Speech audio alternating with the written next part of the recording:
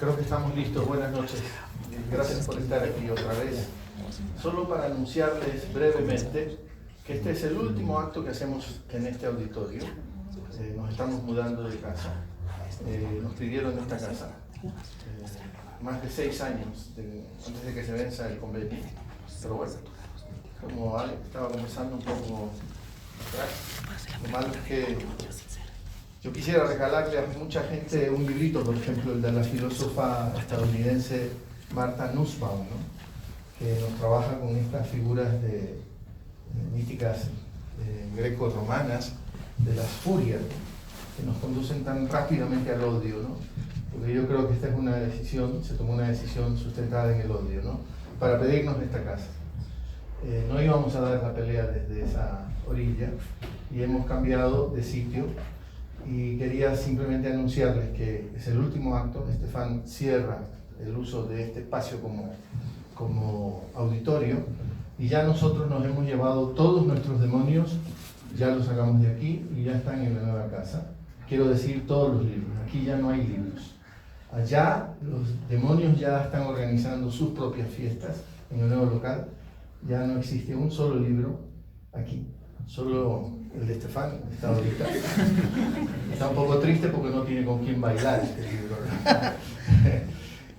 Ya están allá todos los libros y es solo 4 cuadras más al norte. En la misma avenida 6 de diciembre, en la acera de enfrente, 6 de diciembre entre La Niña y Colón.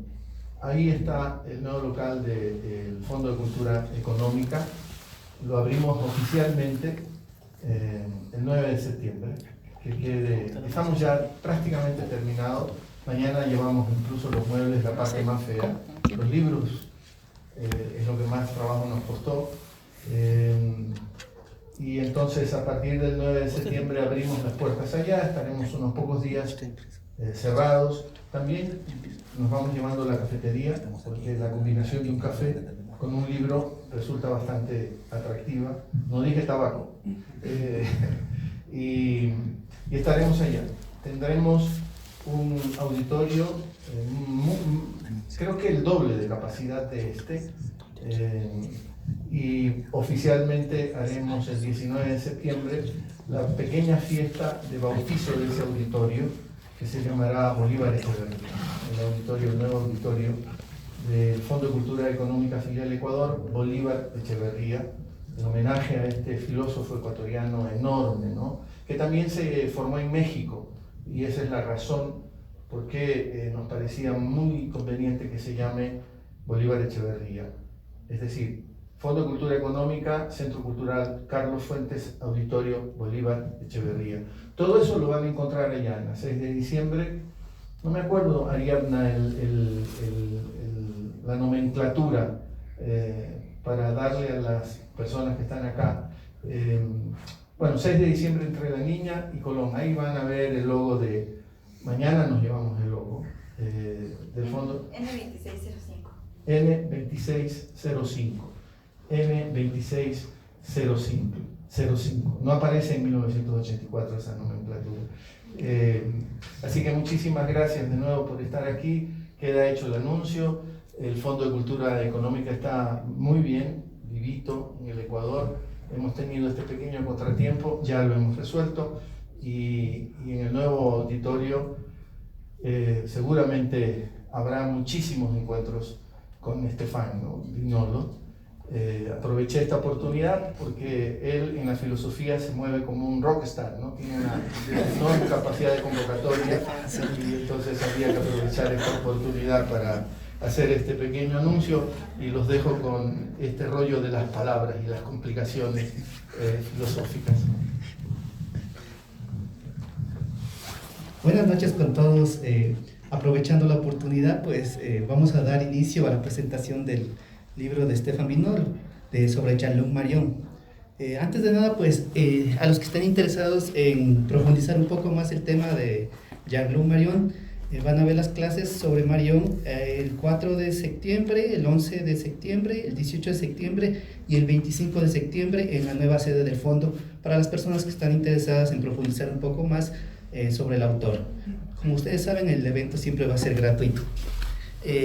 En esta ocasión pues vamos a presentar este libro que me parece muy interesante porque creo que es un hito aquí en Ecuador y también en Latinoamérica, porque no hay pocas obras sobre Jean-Luc Marion en Latinoamérica que he podido leer. De hecho, en español hay muy pocas. Entonces, pues quiero Estefan, que me digas, ¿quién es Jean-Luc Marion?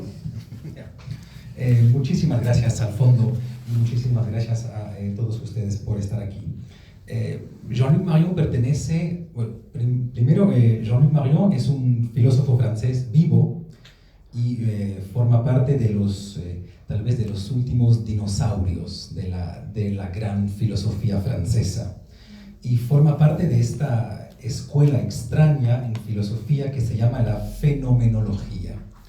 Y Jean-Luc Marion propuso desde el año 1975, cuando comenzaron sus publicaciones, una fenomenología de la donación.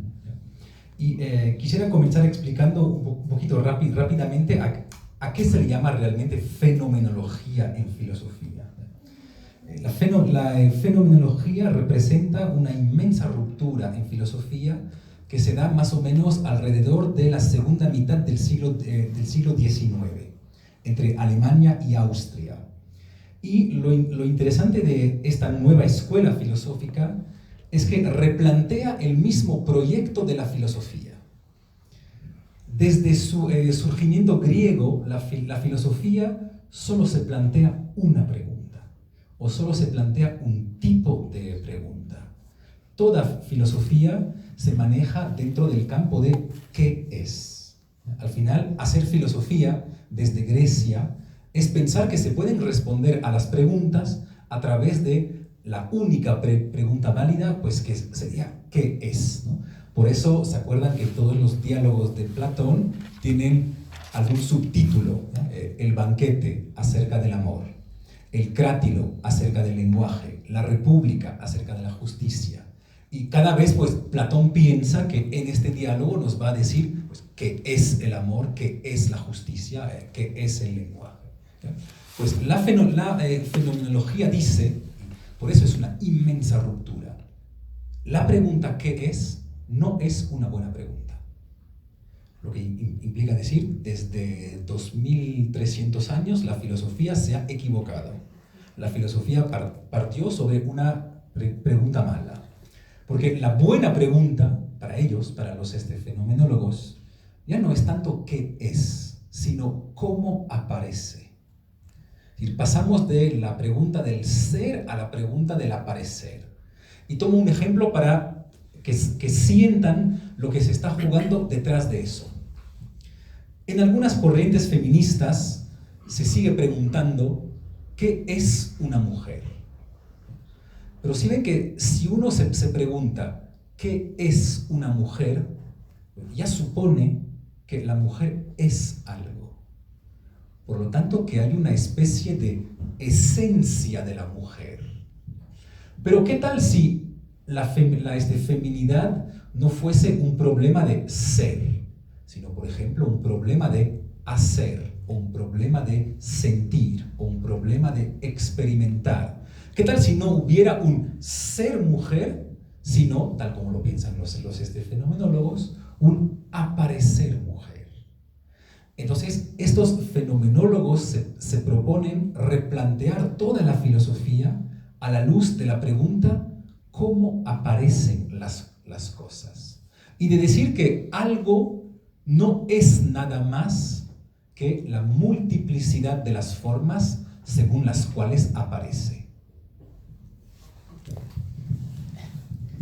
Buenas tardes a todos, muchas gracias por estar aquí presente.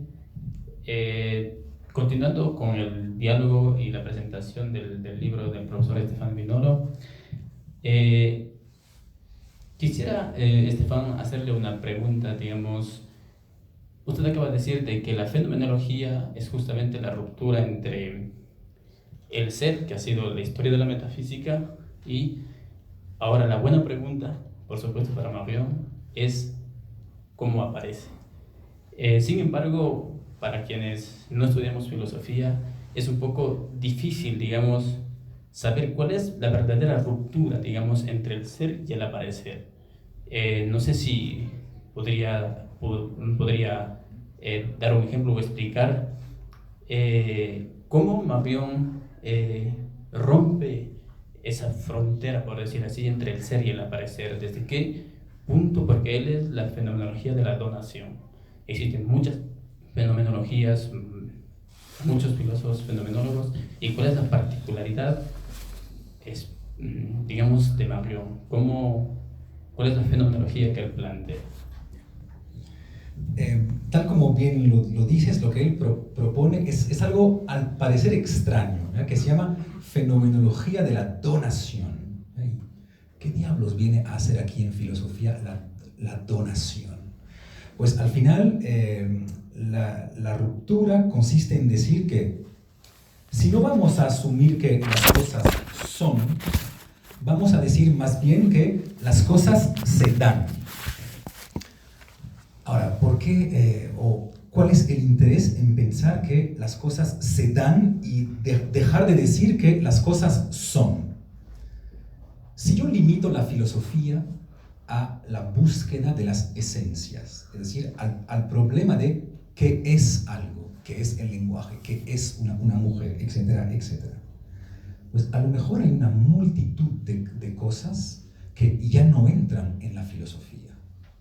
Y simplemente, pues, las cosas que no son. Si ven que cualquier persona que piense que el fundamento de la filosofía es la pregunta para el ser, para intentar describir cómo las cosas son, pues, ¿qué pasa con las cosas que no son? Les tomo un ejemplo muy simple, una obra de arte. ¿Estamos seguros que hay una esencia de la obra de arte? ¿O que a lo mejor cualquier cosa puede aparecerme como una obra de arte? A lo mejor a muchos de ustedes el Cotopaxi ciertas mañanas les aparece como una obra de arte, y tal vez otras mañanas no les aparece como obra de arte. Bueno, entonces eso significa que el Cotopaxi de por sí no es una obra de arte. De vez en cuando aparece en tanto que obra de arte, de vez en cuando no. Pues entonces debemos liberarnos del ser y decir que el problema no es lo que las cosas son, sino cómo se dan a nosotros. ¿Te tienes alguna pregunta? Bueno, a mí me llamaba mucho la atención cuando estaba empezando a estudiar un poco de Jean-Luc Marion, la idea o el concepto que tiene de donación. O sea, es muy parecido al concepto de Derrida. Entonces, no sé si hay algunas similitud o diferencias que tienen entre los dos conceptos de donación, tanto de Derrida como Jean-Luc Marion. No sé si me venía la idea. Bueno, efectivamente debemos plantearnos, pues, qué pasa con este gesto de donación en filosofía y por qué es interesante pensar la donación en filosofía. Hay como mínimo dos maneras de pensar qué significa dar en filosofía.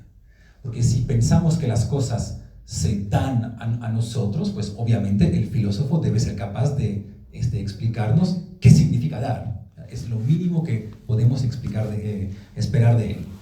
Y hay dos tipos de dones que se han pensado en filosofía. Uno, fuertemente desde la antropología, y sobre todo desde el ensayo de los dones de Marcel Mauss, que estipula que no existen realmente dones, sino que solo existe un sistema de donación, es decir, un sistema dentro del cual yo doy para recibir o yo doy porque he recibido.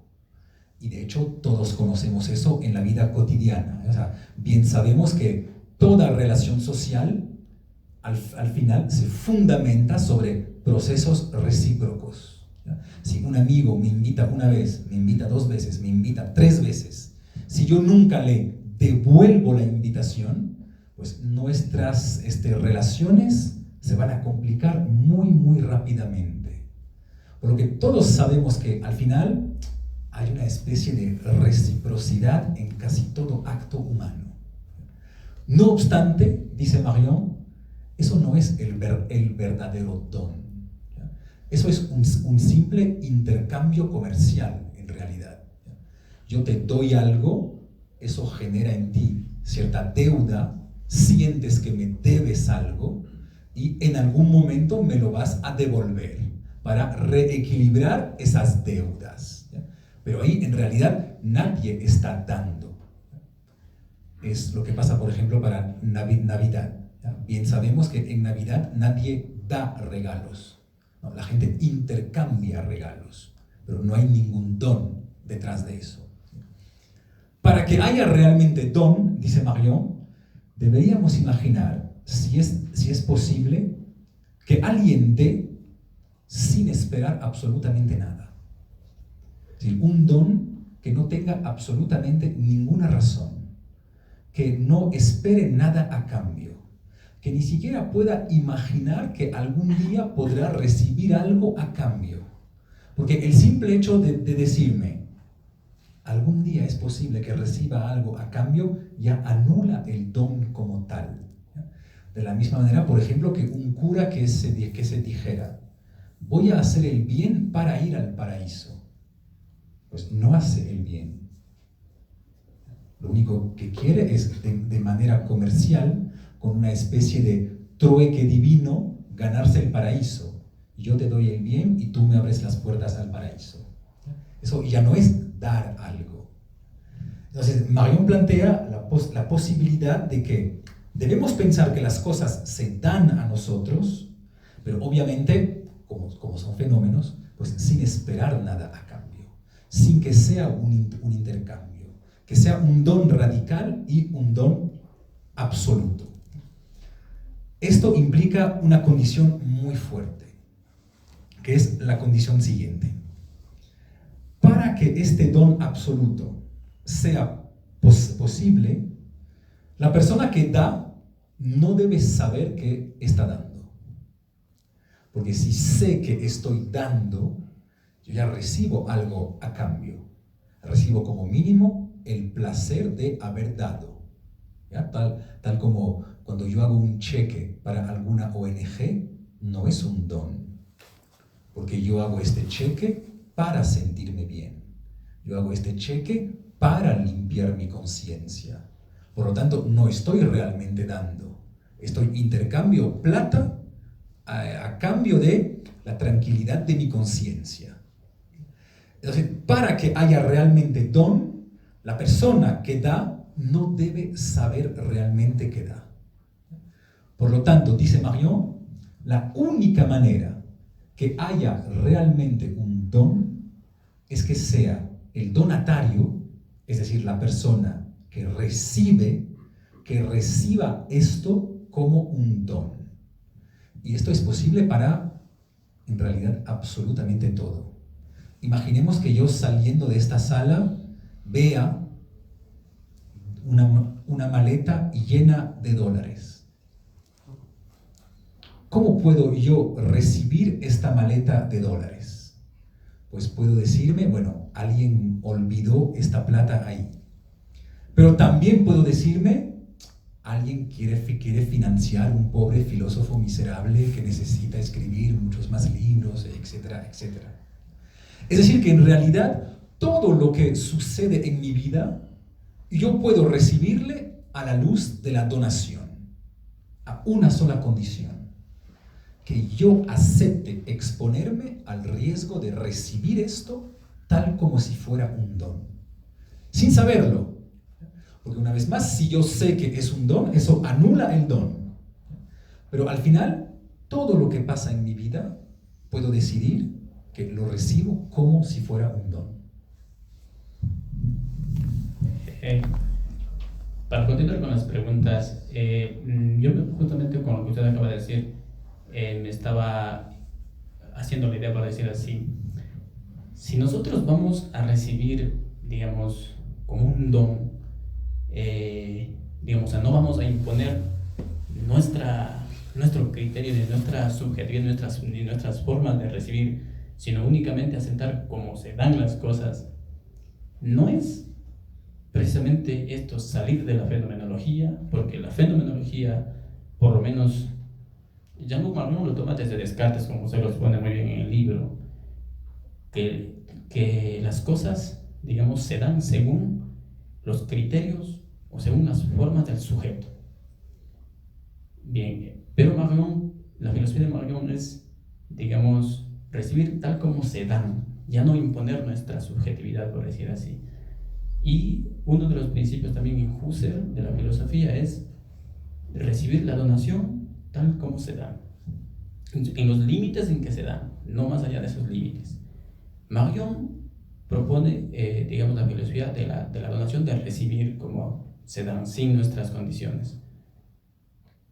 ¿No es eso ya salir de la fenomenología, ir, digamos, más allá de la fenomenología, o no sé, lo que propone Marion, el tipo de fenomenología que propone Marion, si no es ya, digamos, una especie de abandono de la fenomenología mismo, o por lo menos de la fenomenología de Alemania y la fenomenología de cómo nació la fenomenología, por decir, que a mí me parece que abandona un poco ya la fenomenología. Esa es una crítica que se le hizo a Marion desde siempre, en realidad, ¿ya? Pero él responde más o menos lo siguiente: si aceptamos que las cosas se dan, o que los fenómenos se dan, y si aceptamos pensar en serio lo que significa darse, entonces el darse siempre tiene que estar en exceso sobre lo que yo puedo recibir. Todos conocemos esto, ¿ya? Con el famoso refrán que si yo solo doy lo que a mí me sobra, no estoy realmente dando, ¿ya? Dar siempre sería dar mucho más que lo que yo puedo dar.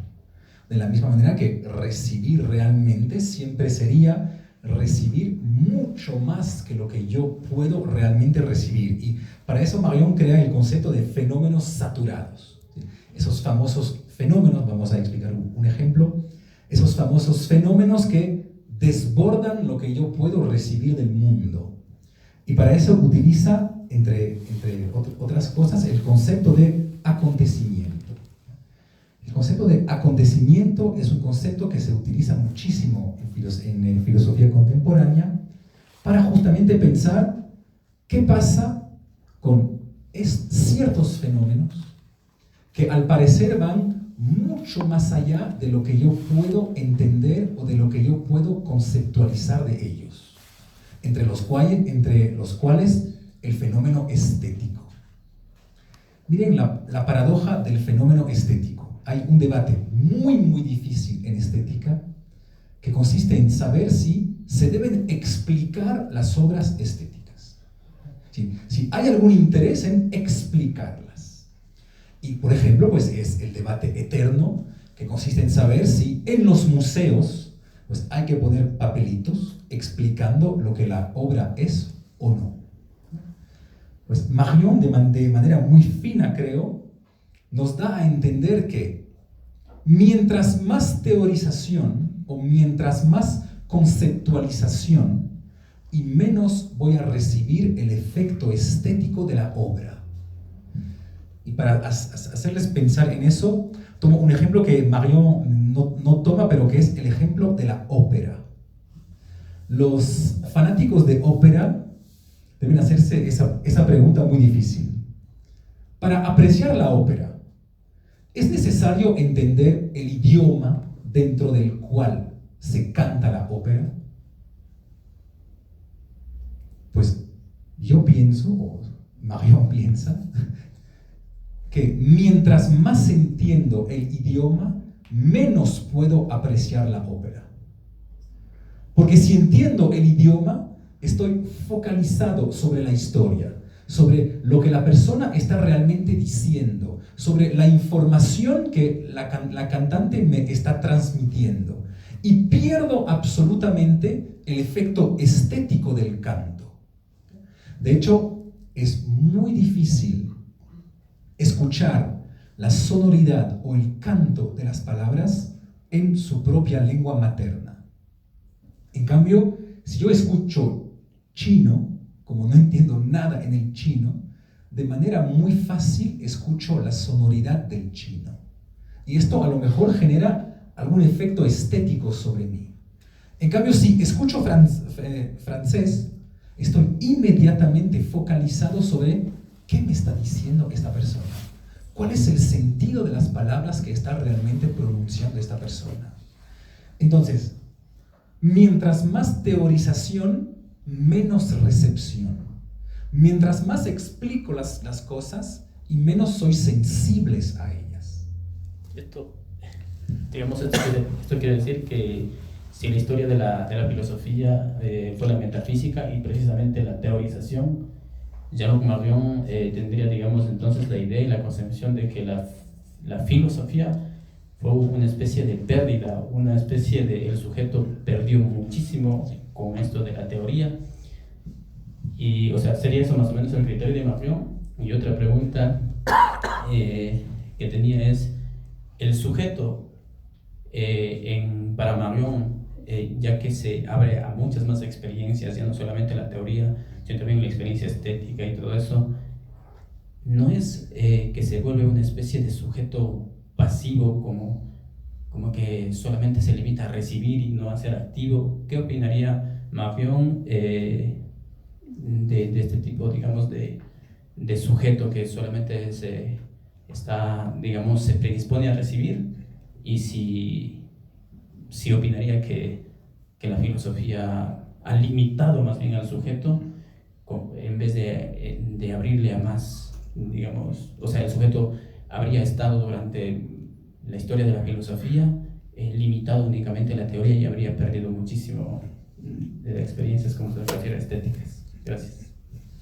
Tomo otro ejemplo sencillo para hacerles sentir cuál fue el problema de la filosofía al querer siempre teorizar. Al querer teorizar, hay ciertos objetos que se me hacen absolutamente inexplicables. Ejemplo, de vez en cuando mi médico me hace esto. De vez en cuando mi esposa me hace esto. Desde el punto de vista de la descripción teórica, es el mismo gesto. O sea, cuando yo describo este gesto, es el mismo. Sin embargo, dentro de un ejemplo, es un médico que está tocando mi cuerpo para a lo mejor identificar un hombro doloroso. En el otro ejemplo, es mi esposa que me está acariciando. Son dos experiencias radicalmente diferentes.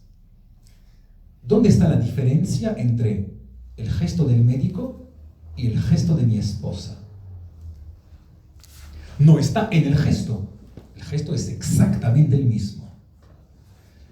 Tampoco está en la cabeza de mi esposa o en la cabeza del médico, porque a lo mejor el médico me está acariciando y yo no me doy cuenta. Es ilegal, pero puede pasar. O a lo mejor mi esposa no me está acariciando y yo pienso que me está acariciando. Entonces, ¿dónde está la diferencia entre esos dos gestos que parecen que son absolutamente similares y que no obstante generan dos vivencias radicalmente diferentes? Pues están en mi forma de recibirlos. Es decir, que al final es la forma según la cual yo recibo este gesto que va realmente a determinar lo que este gesto en última instancia es. Y por eso te puedo contestar sobre el sujeto.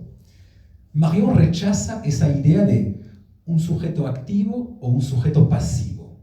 Porque lo que perfectamente entiende Marion es que saber recibir es un tipo de actividad. O sea, para poder recibir algo no hay que estar completamente pasivo. Hay personas incapaces de recibir y hay otras capaces de recibir muchísimo. Y una vez más tomo el ejemplo estético. Hay un concepto que utiliza mucho Marion, que es el concepto de anamorfosis. Todos conocen ese cuadro que se llama Los dos embajadores. Hay dos personajes y entre ellos hay una mancha blanca.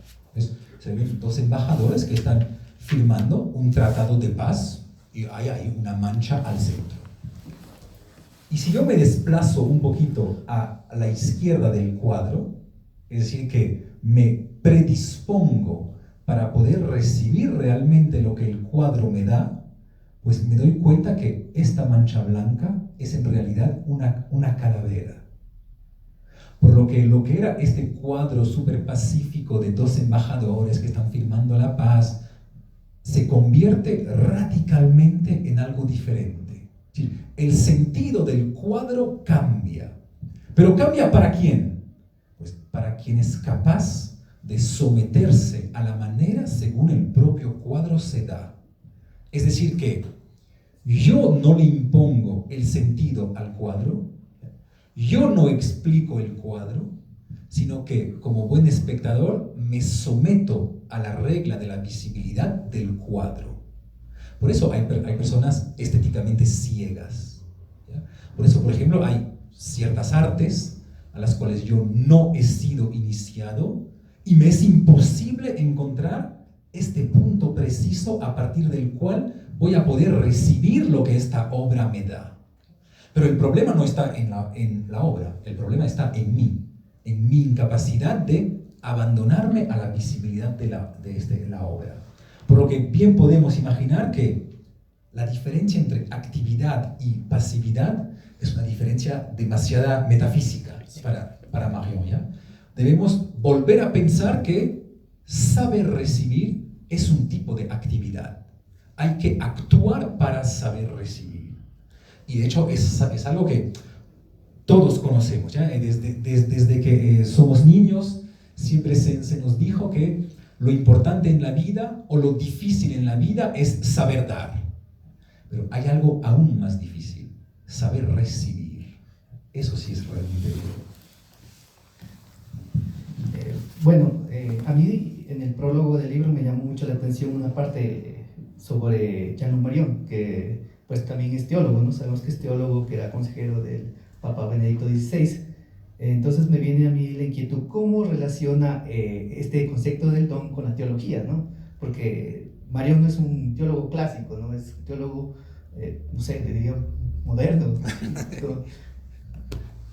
Sí, Marion es un teólogo raro, ya que tuvo muchísimos problemas en teología, justamente por esta idea que si tú dices, a ver, el ser no es el problema, pues obviamente todos los teólogos que pensaron que la categoría fundamental para pensar a Dios era el ser, se te vienen encima inmediatamente.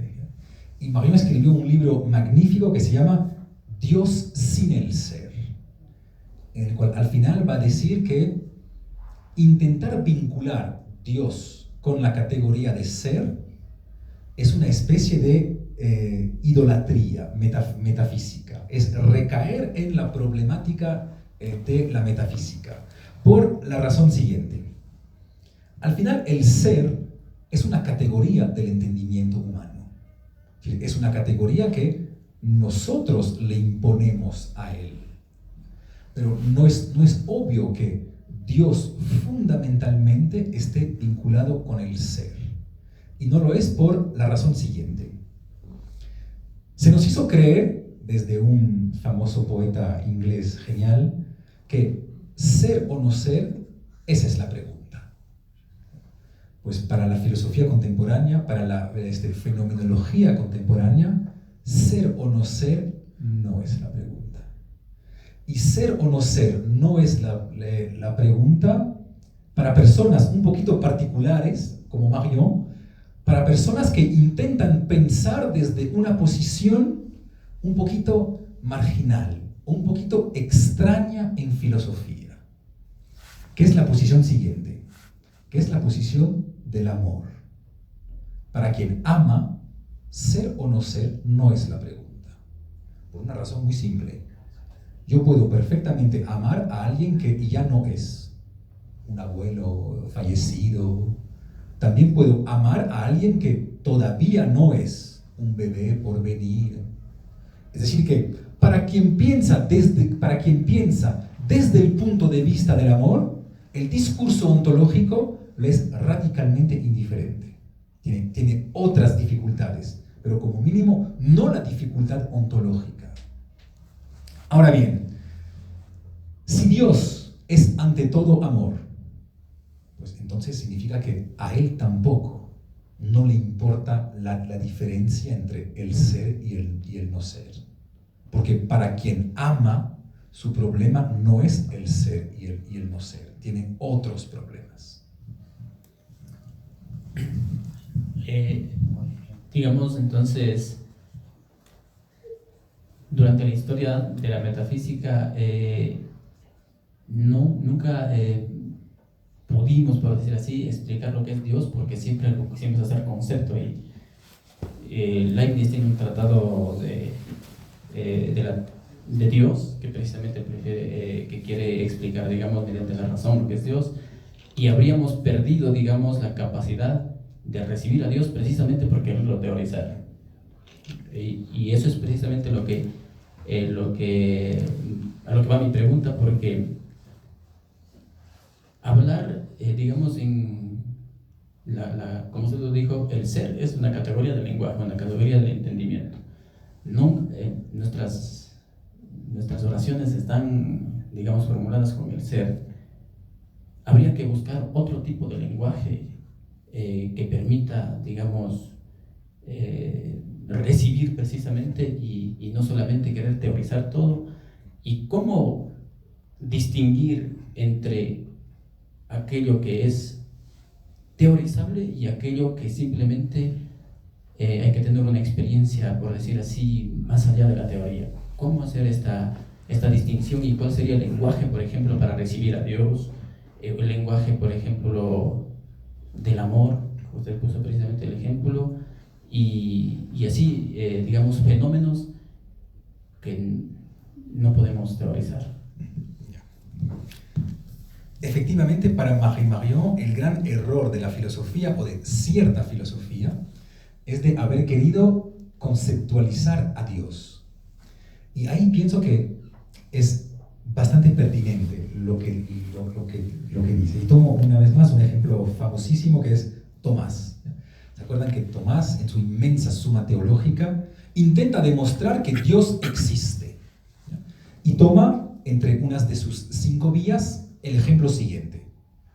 Todo lo que se da en el mundo se da según la lógica de causas y efectos. Bueno, entonces, pues, toda causa debe permitirnos remontar a una causa que le es anterior, ¿no? Porque todo viene de una causa que viene de otra causa, que viene de otra, que viene de otra, que viene de otra, por lo que en algún momento tuvo que haber una primera causa. Esta famosa causa que se causó a ella misma. Y Tomás dice, pues, es fácil. A esta primera causa, que es absolutamente necesaria, la llamamos Dios. Yo me pregunto, pero a ver. ¿Quién le ha jamás rezado a una causa primera? Nadie. ¿Quién se confiesa a una causa primera? Nadie. ¿Quién se arrodilla o se casa frente a una causa primera? Nadie. Tomás efectivamente demuestra la necesaria existencia de una causa primera, pero lo que nunca demuestra es que esta causa primera es Dios. Y de hecho el texto dice, y esta causa primera la llamamos Dios. ¿Pero quién? Él la llama Dios. A lo mejor mucha gente no, ¿ya? Y hay cosas que no se pueden teorizar precisamente por la razón siguiente. Teorizar siempre es jugar con conceptos. Y los conceptos, por definición, tienen límites. Ahora, ¿qué hacemos con las cosas que no tienen límites? Pues, al querer encerrarlas dentro de conceptos, necesariamente las estamos perdiendo. Y tomo un ejemplo muy simple, que tal vez tenga algo que ver con Dios para algunos de ustedes. Nadie ha sido capaz de darnos una buena definición del amor. ¿Por qué? Ahí no hay 1000 opciones. Opción 1. Durante 3000 años nadie fue intelectualmente capaz de hacerlo.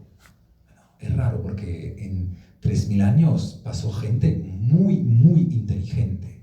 Que ninguno de ellos haya sido capaz es muy extraño. Opción número 2.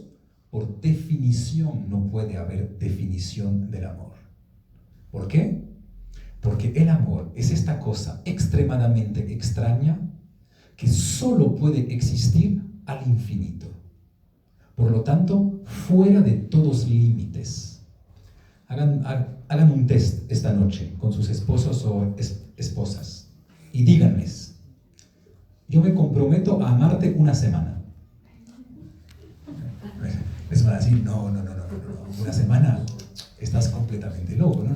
Bueno, 10 años, no, tampoco. Yo no entro en una relación si yo sé que tú me vas a amar 10 años. La única manera de declarar un amor es de decir: te voy a amar para siempre. Aunque sabemos que estadísticamente será muy difícil, que probablemente no acabaremos juntos, que las estadísticas están en contra de todos los amores eternos, no importa. La única manera de existir del amor es de existir al infinito. Por lo tanto, toda filosofía que quiera conceptualizarlo está condenada a perderlo. El amor no se puede teorizar. No porque no somos capaces de hacerlo, sino porque por definición no se puede hacer. Entonces, si solo hacemos filosofía conceptual o filosofía teórica, ¿acaso la filosofía no tiene algo que decir del amor? ¿Podemos excluir el amor de la filosofía porque no podemos conceptualizarlo? Sería completamente loco. Y sería completamente loco por la razón siguiente. Y eso es otro punto importante que plantea Marion.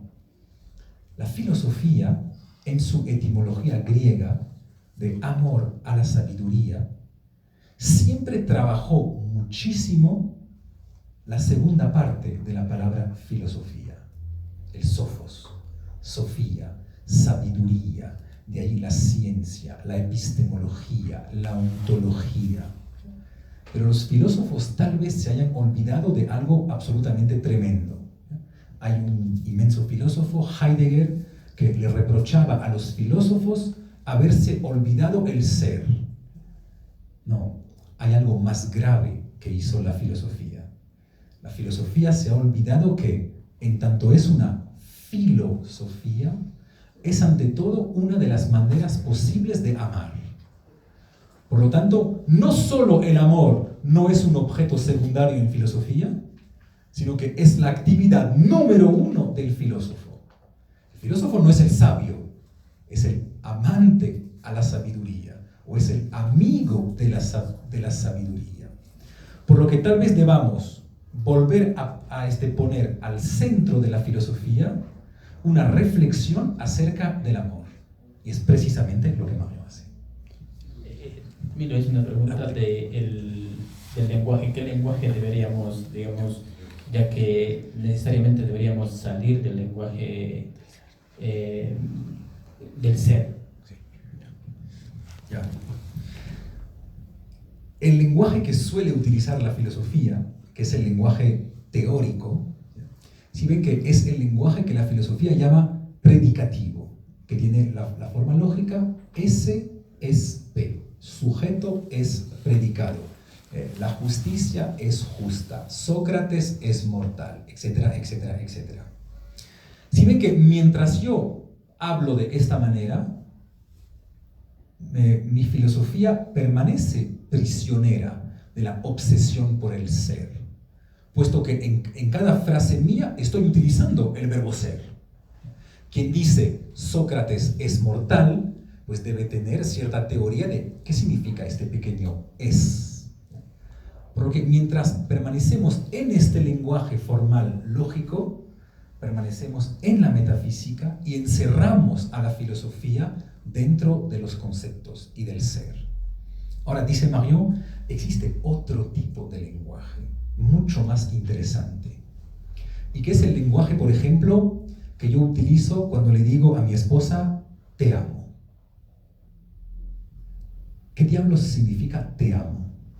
O pregunta aún más difícil, ¿qué le estoy diciendo a alguien cuando le digo te amo?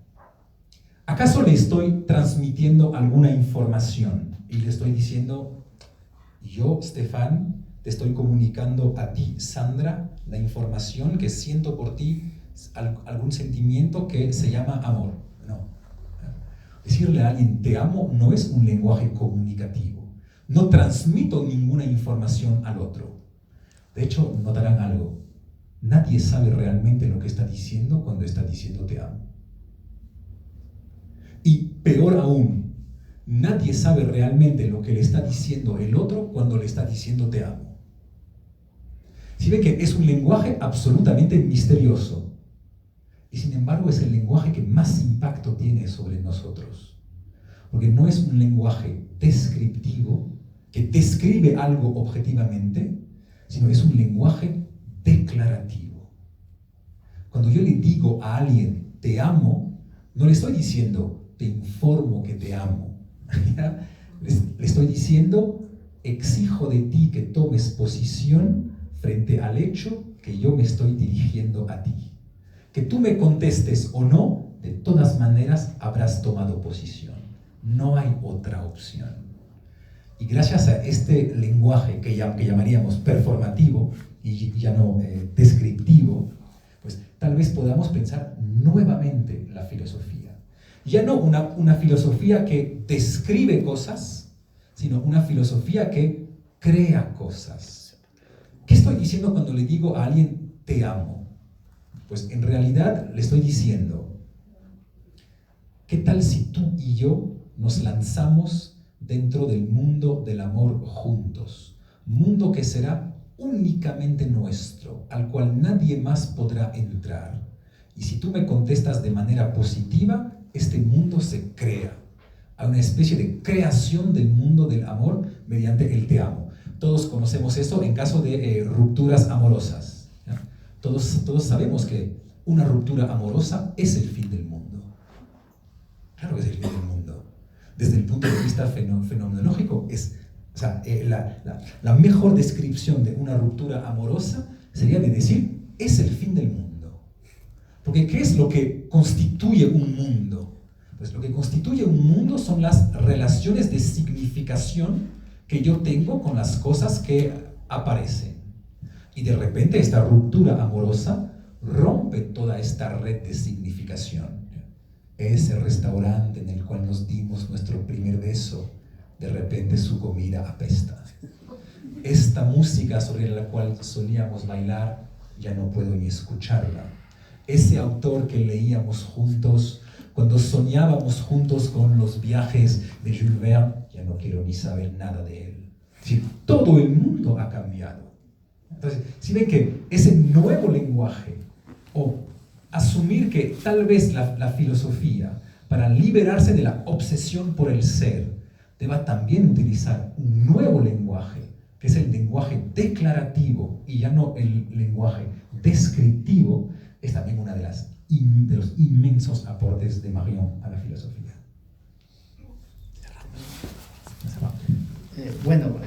Para cerrar hablar un poco más sobre el libro, me llama mucho la atención que creo que es el primer trabajo que se hace en la lengua española. He visto artículos y reseñas de libros, pero creo que es el primer libro que se hace en español sobre Jean-Luc Marion. No sé si me estoy equivocando. Entonces, mi pregunta es, ¿cuál es la recepción de Jean-Luc Marion en Latinoamérica? Como para cerrar ya este conversatorio. Para ser honesto, el mes pasado un amigo argentino mío que se llama Jorge Rollero acaba de sacar también un libro sobre Marion y Heidegger en Argentina. Entonces ya existen dos. La recepción de Marion en América Latina está al nivel de la teología que se maneja en América Latina. Es decir, que hay muchísima aceptación dentro de ciertas escuelas teológicas y ciertas escuelas filosóficas, pero por otro lado hay cierta resistencia que puedo entender de la parte de la teología. Claro que alguien que va a decir en filosofía ser o no ser no es la pregunta, consiste nada más que decir la ontología no es la rama fundamental de la filosofía.